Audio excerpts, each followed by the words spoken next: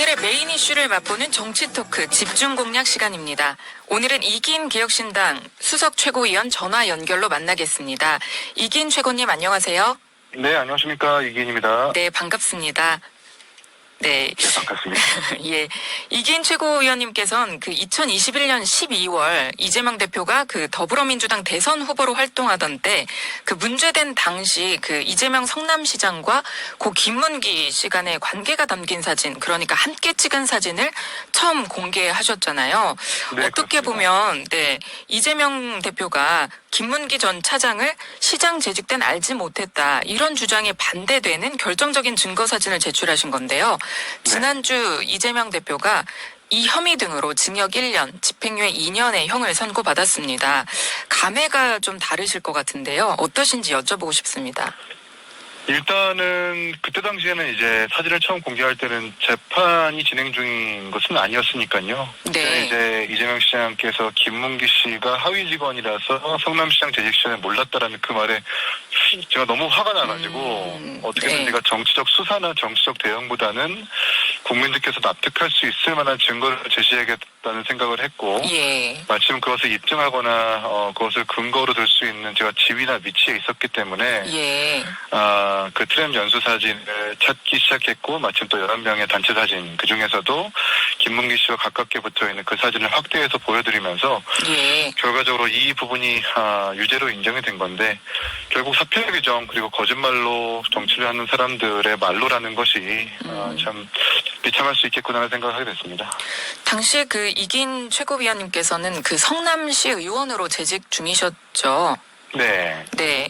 최고께서는 당시 그 이재명 시장이 김문기 처장을 알고 있었다라고 이제 단언하시는데요. 어떤 이유에선가요?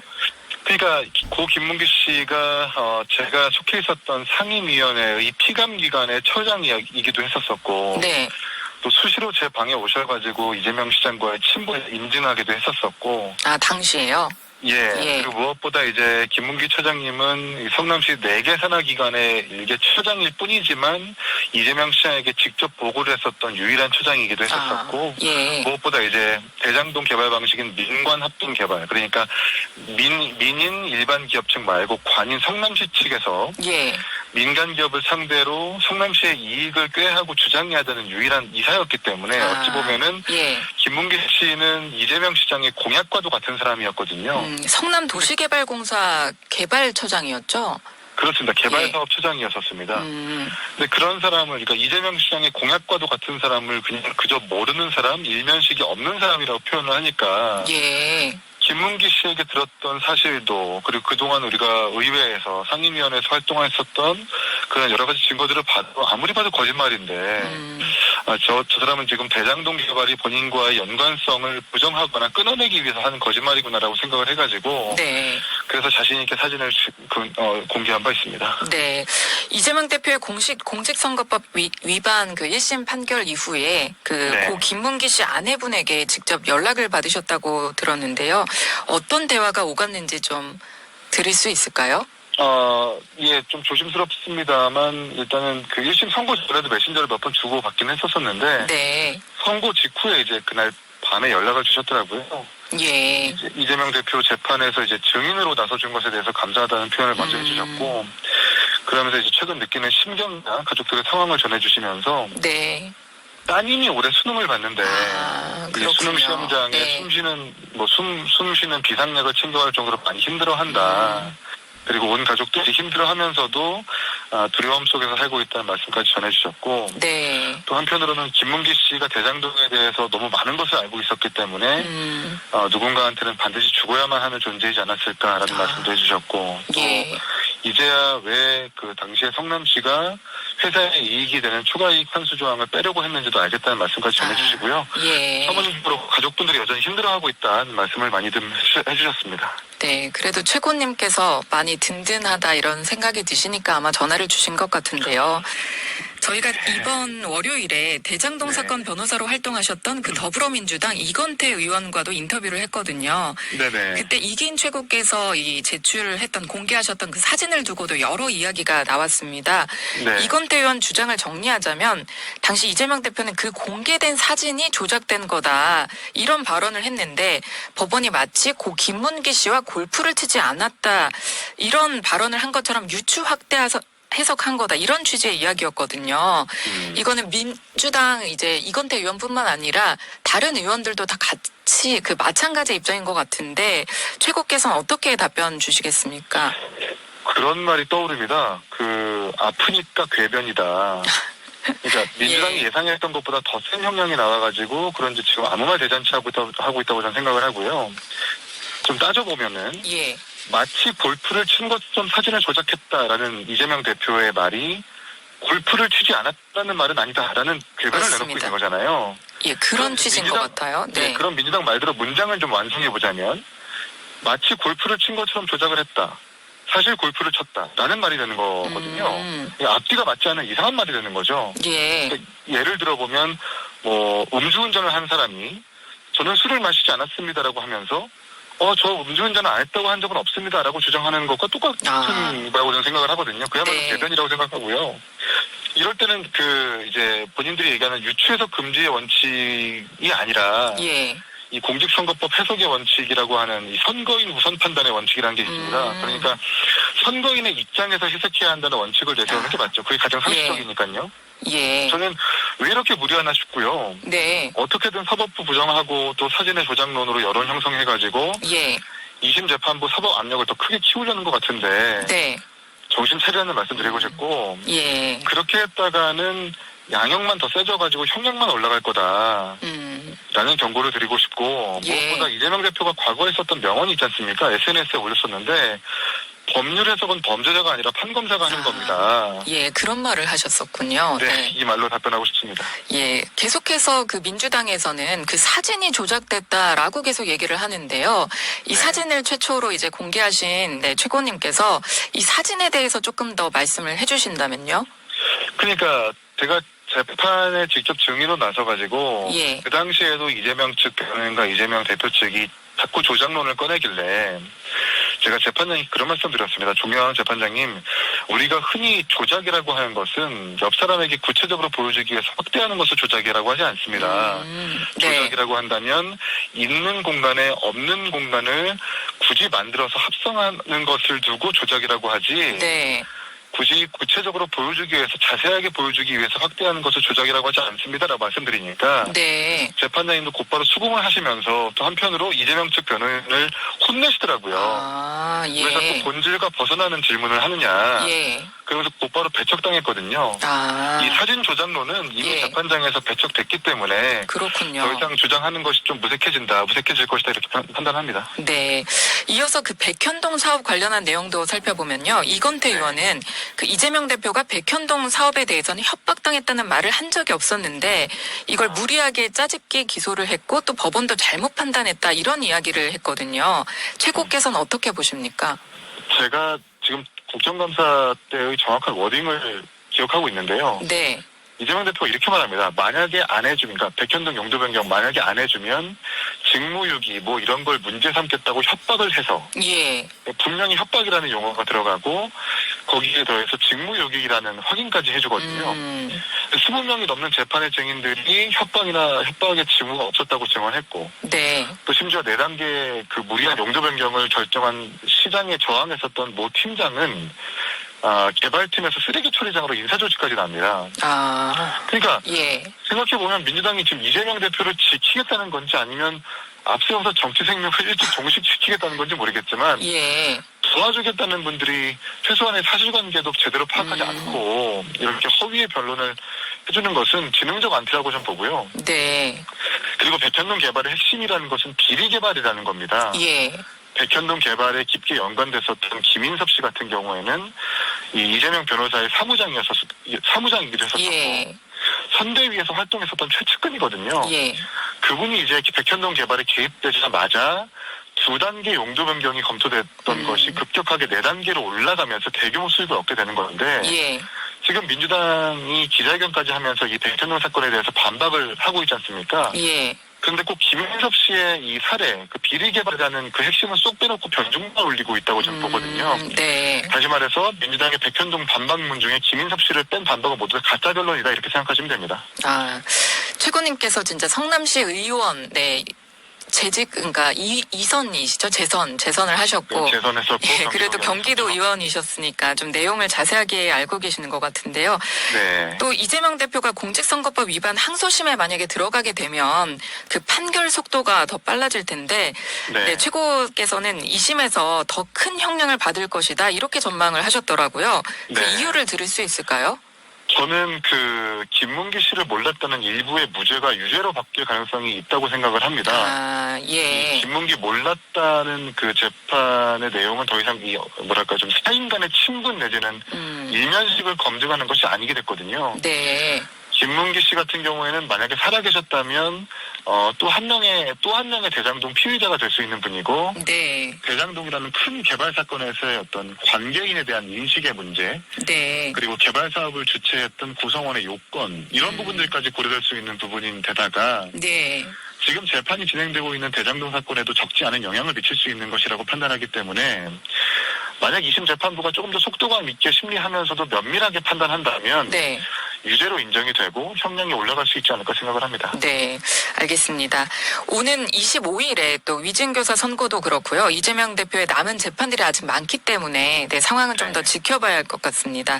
네. 한편 또 민주당 일각에서는 이번 판결을 두고서 사법부를 독하게 맹비난하고 있잖아요. 또 네. 당 내부에서도 그 비명계를 공격하는 발언들도 이어지고 있고요. 지금 민주당 상황은 어떻게 보십니까? 겉으로는 이제 비명계를 향해서 뭐 고개 들면 죽는다 이런 식으로 협박도 해보고 사법부를 향해서 입에 담을 수 없는 비난도 해보고 그리고 이재명 대표의 1급 체제라는 것이 견고함을 보여주기 위해서 큰 소리들을 내고 있다고 저는 보는데 네. 근데 뒤에서는 그렇지는 않습니다. 아. 제가 듣기로는 지금 먼저 움직이면 예. 뭐 모난돌이 돼가지고 정 맞으니까 표정 관리를 해야 한다는 게 민주당의 숨은 중론이라고 하더라고요. 아, 그렇군요. 그러면서 네. 이제 물밑에서는 벌써 민주당의 권력 재편을 준비하는 이런 암투가 벌어지고 있다는 말들이 좀 파다하고요. 네. 근데 그럴 수밖에 없는 게 형량이 약할 거라고 예견했었던 공직선거법 재판이 징역형의 집행유예가 나왔고 예. 오는 25일 위증교사부터 더 센 구형과 선고가 예견되어 있는 거잖아요. 예. 아마도 비명계를 향해서 용서하지 않겠다는 분들이 친명계 분들 이재명 대표인데 이재명 대표 확정 판결이 나면 가장 먼저 반명이 될 거라고 예견하고요. 예. 앞으로 차기 권력을 둘러싼 난장이 시작될 거다. 저는 이렇게 봅니다. 네. 한편 또 어제 검찰이 이재명 대표를 경기도청 법인카드와 관련해서 업무상 배임 혐의로 재판에 넘겼습니다. 이 금액이 약 1억 3천만 원 가량 되던데요. 이를 두고서도 민주당 반발이 상당하죠. 이 대통령이 정적 죽이기에 나섰다는 말도 나오던데 최고께서는 어떻게 보십니까? 제가 성남시 의원 시절에 그러니까 2014년부터 업무 추진비의 유용 의혹을 일찌감치 알았었기 때문에 예. 오히려 전 너무 늦은 기소다 이렇게 판단을 하고요. 예. 지금 이 제 핸드폰에는 모퇴직 공무원의 녹취록이 있는데 예. 거기에는 업무 추진비 유용한 거 모르는 사람 없다는 취지의 녹취가 담겨 있습니다. 그렇군요. 그만큼 네. 이번 법인카드도 공직선거법 재판만큼이나 매우 오래된 범죄였다고 전 보고요. 예. 근데 이걸 두고 정적을 죽인다. 저는 오히려 이재명 대표의 이 이른 퇴진이 민주당을 살리는 길이다 저는 이렇게 보거든요. 네. 윤석열 대통령과 집권 여당을 죽이는 길 같다 저는 이렇게 판단하는데 네. 지금의 이재명 대표가 이끄는 리더십이 아니라 더 나은 리더십이 민주당에 들어선다면 그게 윤석열 정부 입장에서는 정적을 죽이는 일이겠습니까? 아니면 국민의힘에 불리한 일이겠습니까? 네. 한 번 더 생각을 해본다면 윤석열 대통령 입장에서는 이재명 대표의 범죄 확정과 이른 퇴진을 오히려 반기지는 못할 일이다. 저는 이렇게 봅니다. 예. 한편 이 상황에 여당이 이재명 사법 리스크 공세에 또 몰두를 하고 또 야당 같은 경우엔 좀 힘이 좀 동력이 많이 떨어진 상황이라 윤석열 정부 쇄신이 뒷전으로 밀리는 것 아닌가 이런 우려도 있는데요. 여기에 대해서는 어떻게 보십니까? 지금 한동훈 대표와 국민의힘이 이재명 대표의 이 1심 선고를 두고 굉장히 고무적이라고 판단을 하면서 들떠 있는 것이 많은 국민들께서 느끼실 거라고 생각을 하는데 네. 사실 저도 이 유죄를 이끌었던 사람 중에 한 명이지만 사실 정치의 본질이라고 하는 것이 이렇게 누군가의 사법 범죄를 확정하는 것이 목적이 아니지 않습니까? 그렇죠. 네. 결국 누군가를 죽이려 하는 것보다 사람들의 민생을 잘 챙기고 잘 살게 하는 것이 정치의 본질인데 네. 지금 국민의힘에서는 마치 이재명 대표의 범죄 확정이 본인들이 이끈 것인 마냥 예. 들떠서 이렇게 고무되는 것은 매우 바람직하지 않다. 오히려 그렇게 기뻐하고 좋아하는 모습이 네. 지금 우리 사회자의 질문처럼 예. 쇄신과 혁신을 늦추는 일이다. 저도 그렇게 평가를 합니다. 네, 알겠습니다. 이번에는 개혁신당 이슈도 한번 여쭤보고 싶은데요. 지금 네. 명태균 씨가 구속수사를 받고 있는 중에 그 명태균 씨 측이 이준석 의원을 공천 개입 의혹에 끌고 들어가는 상황이잖아요. 네. 어제 그 명태균 씨 측 김소연 변호사가 사임했다는 그런 보도가 있었지만요. 네. 이런 공격이 만약에 계속된다면 앞으로 당 차원의 대응이 필요하지 않을까 싶은데 이에 대해서는 어떤 입장이십니까? 근데 아무리 이제 끌고 들어가려고 하는데도 끌려 들어가지가 않죠. 아, 그런 오히려, 상황인가요? 네. 네, 저는 그렇게 판단하고요. 오히려 지금 뭐 예를 들면 의문의 1승, 그러니까 녹취록과 의혹이 제기될 때마다 의문의 N승만 기록하게 되는 꼴 같다고 저는 보고요. 예. 어제 모 매체에서 단독 보도했었던 그 명태균 씨가 무릎 수술하고 기어 올라가가지고 김영선 전 의원이 최고위원 할 수 있도록 청탁했다는 보도도 결국 사정했는데도 주지 않게 된 셈이죠. 그러니까 예. 김영선 의원이 이준석 대표 체제에서 최고위원을 한 적은 없었으니까요. 포항시장 공천 문제도 김건희 여사 이름 팔고 다니는 사람 사실 확인해서 끝장냈다. 네. 공천 안 받겠다는 것도 드러났고 강서구청장 선거에서도 대통령이 역성내면서까지 대표 패싱하고 공천했다는 것까지 밝혀지고 있는 것 아닙니까? 예. 오로지 기억에 남는 이준석의 녹취라고 하는 것은 경선이라고 하던데 그것뿐이죠. 종합을 해보면 거절과 패싱, 경선으로 표현되는 이준석의 단어와 네. 뭐 공천 주라고 했다, 돈봉투, 공관위로 표현되는 대통령의 단어 이 두 개를 비교했을 때 누가 개입이고 누가 거절이냐 예. 국민들이 적정하게 판단해 주실 거다 이렇게 생각을 합니다. 네. 혹시 그리고 아까 이제 말씀하신 중에 그 네. 퇴직 공무원의 녹취를 갖고 계신다라고 말씀하셨는데요. 네. 갑자기 드는 생각인데 조만간 공개 예정이신지가 궁금해서요. 그러니까 이제 벌써 기소가 됐기 때문에 네. 뭐 추가적으로 공개할 아직 뭐 이유는 찾지 못하고 있지만 만약에 이 기소된 이 재판에서 뭔가 좀 불리하게 작용하고 있다고 생각을 한다면 네. 저도 재판부를 향해서 직접 제출하거나 예. 공개를 해야 되겠죠. 적정한 시기에 예. 공개를 고민하고 검토하겠습니다. 아, 알겠습니다. 마지막으로 한 가지 짧게 여쭤보면요. 어제 그 네. 예산안 심사 때 그 고민정 의원이 언론인도 입을 틀어막는 그런 경호처가 무슨 낯짝으로 예산을 올려달라고 하느냐 이런 비판을 했습니다. 기자 입틀막이라면서요. 네. 국민의힘은 이런 경호 조치는 적절했다고 반박을 했는데요. 이 상황에 대해선 네, 최고님께서는 어떻게 보십니까? 그러니까 경호원들은 어쩌면 정말 경호 지침에 따라서 그렇게 핸드폰을 빼앗거나 입틀막을 했을 수도 있어요. 예. 근데 문제는 대통령입니다. 이틀막을 3번이나 뭐 아무리 진보당 국회의원이라도 국회의원을 사지를 붙잡고 내쫓고 예. 또 의협회장의 입을 틀어막고 하는 모습들이 반복됐었었고 심지어 골프를 취재하는 기자의 핸드폰까지 뺏었다는 것 아닙니까? 그렇다고 한다면 대통령께서 직접 나서서 네. 경호처의 지침이 너무나 완강하다. 아, 예. 그러니까 국민들께서 의혹이 있다라는 것에 취재도 할 수 있고 다가와서 이야기도 할 수 있는 건데 네. 너무 경호처의 지침이 완강하고 세니까 이것을 좀 완화해야 될 필요가 있지 않겠느냐라고 말해야 네. 되는 사람이 바로 대통령이라고 저는 생각을 하거든요. 예. 근데 자꾸 경호처의 지침만 두고 10초 남았습니다. 네. 경호만 가지고 공방하는 것은 네. 옳지 않고 대통령께서 직접 나서서 입장을 발표해야 된다 이렇게 생각을 합니다. 네, 알겠습니다. 지금까지 이긴 개혁신당 수석 최고위원과 함께했습니다. 오늘 말씀 감사합니다. 네, 감사합니다.